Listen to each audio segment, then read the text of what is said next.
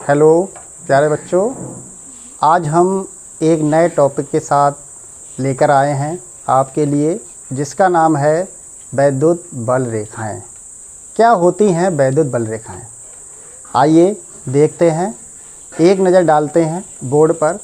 किसे कहते हैं वैद्युत बल रेखाएं? जैसा कि आप देख रहे हैं कि विद्युत बल रेखाएं किसे कहते हैं? विद्युत क्षेत्र में खींचा गया वह काल्पनिक निष्कोण वक्र है जिस पर एक स्वतंत्र व पृथक्कृत एकांक धनावेश चलता है। किसी भी विद्युत क्षेत्र को विद्युत बल रेखाएं कहते हैं। ठीक है प्यारे बच्चों, आपको समझ में भी आया होगा। ऐसे ही इसके गुणों की भी बात करते हैं कि क्या होते हैं विद्युत बल रेखाओं के गुण। सबसे पहले नज़र डालते हैं कि सबसे पहला नंबर है हमारा, जिसे हम कहते हैं कि नंबर 1, विद्युत बल रेखाएं धनात्मक आवेश से प्रारंभ होती हैं तथा ऋणात्मक आवेश पर समाप्त होती हैं।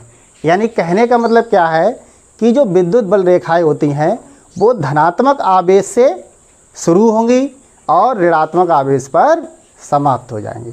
ठीक है प्यारे बच्चों, ऐसे ही हमारा नया नेक्स्ट नंबर है, जिसे क्या नंबर 2 क्या कहता है कि एक बिंदु आवेश Q से उत्पन्न हुई बल रेखाओं की संख्या Q/ε0 होती है।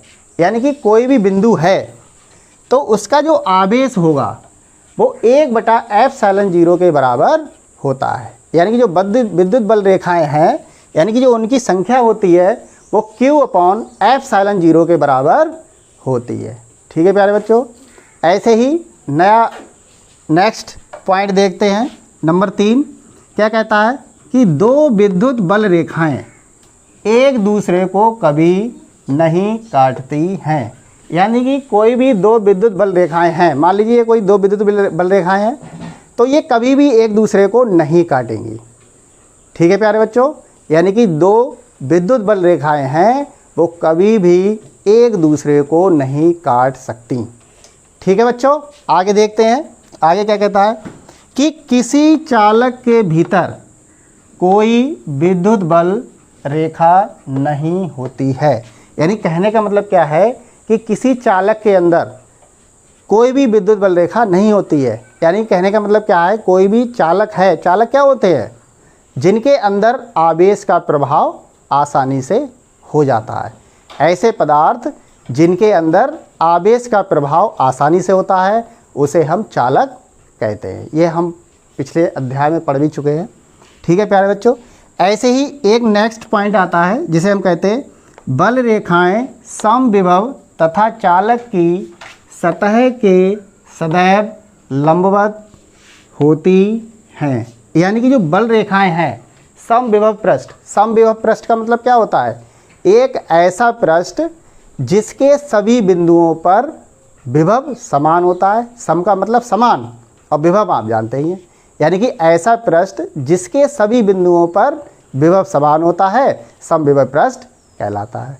ठीक है प्यारे बच्चों, जैसा कि आपने देखा कि हमारा जो विद्युत बल रेखाएं हैं किसे कहते हैं और विद्युत बल रेखाओं के गुण किसे कहते हैं, ये हमने इस अध्याय में आज पढ़ा।